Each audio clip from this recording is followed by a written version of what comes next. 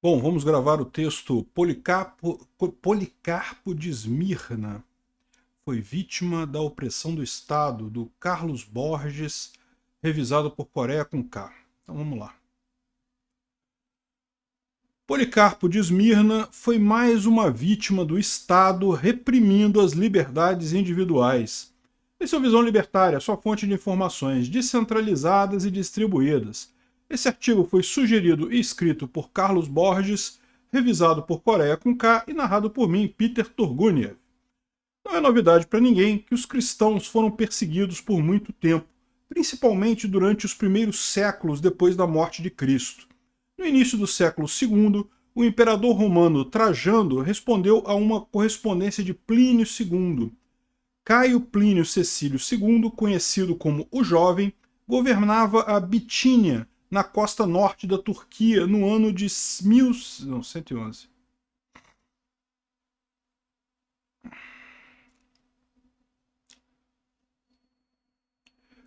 No ano de 111, ele estabeleceu uma política estatal contra os cristãos que durou todo o século. A lei era a seguinte: se uma pessoa acusava alguém de ser cristão e ela negasse abandonar a sua fé, então sofreria castigos inimagináveis. Entretanto, se ninguém os acusasse, o Estado não deveria empregar os seus esforços, os seus recursos para persegui-los. Oi, filha. Boa noite. Não tem pressa, não. Você tá em casa? Ninguém. Ninguém? Ninguém. Gustavo tá chegando daqui a pouco, que ele tá Não sei que voltando. ele fosse voltar só. Posso gravar aqui ou você vai passar mais?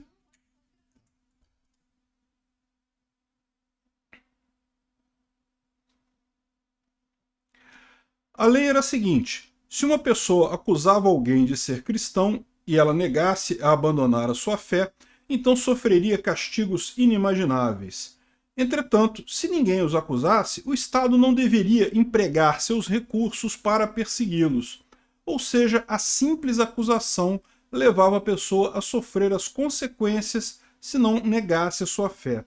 Em outras palavras, não havia julgamento. Afinal, qual o crime que ela havia cometido? Quase 100 anos mais tarde, o advogado cristão Tertuliano, no norte da África, fez o seguinte comentário acerca da decisão de Trajano, ainda vigente: ó sentença necessariamente confusa, nega-se a buscá-los como inocentes e manda castigá-los como culpados. Tens misericórdia e és severa, dissimulas e castigas. Como evitas então censurar-te a ti mesma? Se condenas por não investigar, por que não investigas?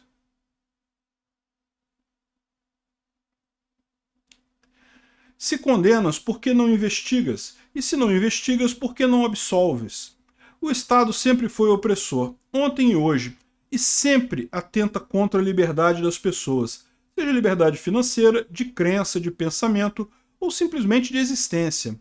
O faraó, acerca da liberdade do povo de Israel, disse a Moisés: pode adorar seu Deus, mas apenas dentro do meu Estado. No ano 155. Por que eu estou dando? É que ler ano, número pequeno é estranho, né?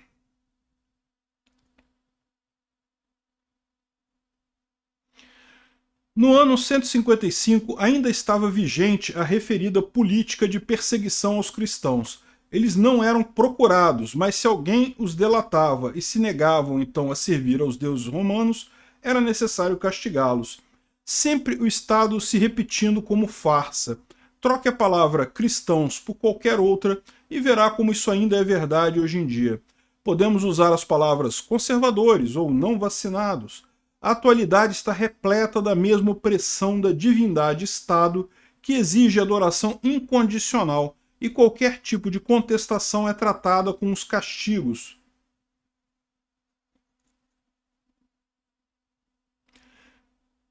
E qualquer tipo de contestação é tratada com castigos, sem qualquer tipo de julgamento. Agora falemos de Policarpo. Ele ainda era bispo de Esmirna quando um grupo de cristãos.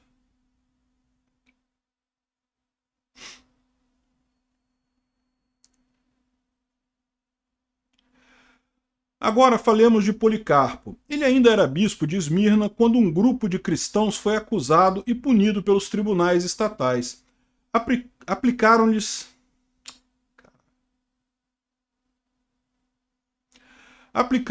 os mais dolorosos castigos. Aquela era uma péssima época para ser inimigo do Estado. Afinal, eles tratavam velhinhos com a Bíblia na mão da mesma forma que terroristas radicais, capazes de destruir as instituições estatais. Policarpo foi então denunciado. Quando soube da notícia e ante a inexistência dos membros de sua igreja, saiu da cidade e se refugiou nas plantações próximas. Depois de alguns dias, quando os que o buscavam estavam a ponto de encontrá-lo, fugiu para outra fazenda. Mas quando soube que um de seus seguidores, ao ser torturado, havia dito onde ele havia se escondido, o bispo ancião decidiu deixar de fugir e aguardar seus perseguidores. Quando o levaram diante do governador, o assecla estatal tentou persuadi-lo. Ele disse para que pensasse em sua idade avançada e que adorasse o imperador. Porém, quando Policarpo negou a adorar o dito homem, o juiz pediu que ele grifasse abaixo os ateus. Que ele gritasse abaixo os ateus?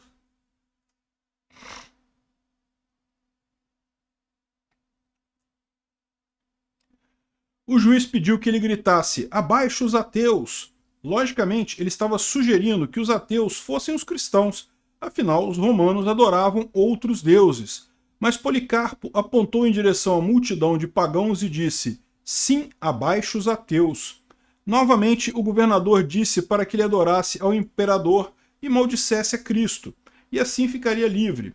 É comum que o Estado faça isso, afinal ele deve sempre ser a maior entidade. Não precisamos ir muito longe na história para ver isso. Na União Soviética, o antro do estatismo, as religiões eram perseguidas. Se houver qualquer coisa acima do Estado, os pilares que o sustentam ficarão frágeis e poderão ruir. Entretanto, Policarpo respondeu: vivi 86 anos servindo a Deus, e nenhum mal ele me fez. Como poderia eu maldizer ao meu rei que me salvou?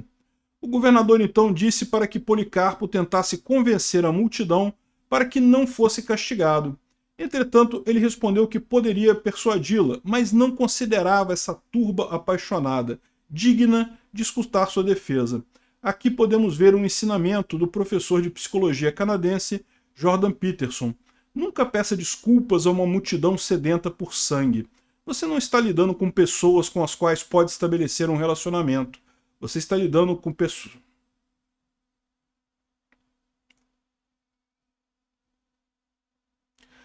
Você está lidando com uma ideia sem alma que possui pessoas. Então o ameaçaram jogar para ser comido pelas feras e posteriormente para ser queimado vivo. Policarpo respondeu que o fogo o mataria durante somente um momento e que logo se apagaria, mas que o castigo eterno nunca se apagaria. Vendo a firmeza do ancião, o governador ordenou...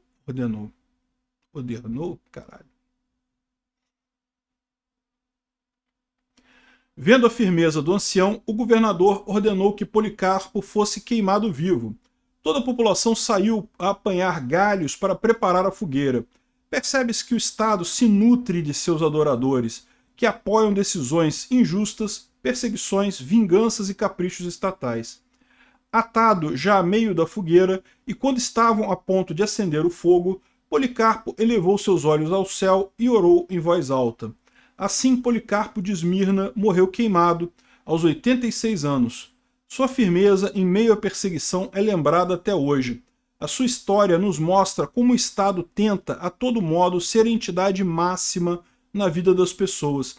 Ele quer ser adorado tanto quanto, ou até mais, que qualquer outro deus. Sua ânsia por poder e adoração sempre estiveram presentes. Policarpo nos mostra, com seu martírio, que o homem é um ser que, livre, decide a própria vida. O homem arca com a responsabilidade de sua escolha, pois o segredo de um homem é o limite efetivo de sua liberdade, é seu poder de resistir ao suplício e à morte. Obrigado por sua audiência. Se você gostou desse vídeo, clique no ícone de curtir abaixo e compartilhe o vídeo em sua rede social. Se você deseja ser notificado...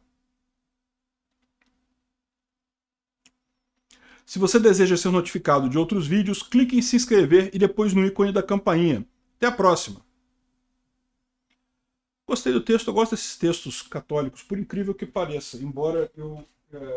o único problema que eu achei no texto é que em determinado momento fala que você não tem julgamento. E, bom, pelo menos em tese, na justiça estatal moderna você tem julgamento. Eu concordo que é um julgamento falho.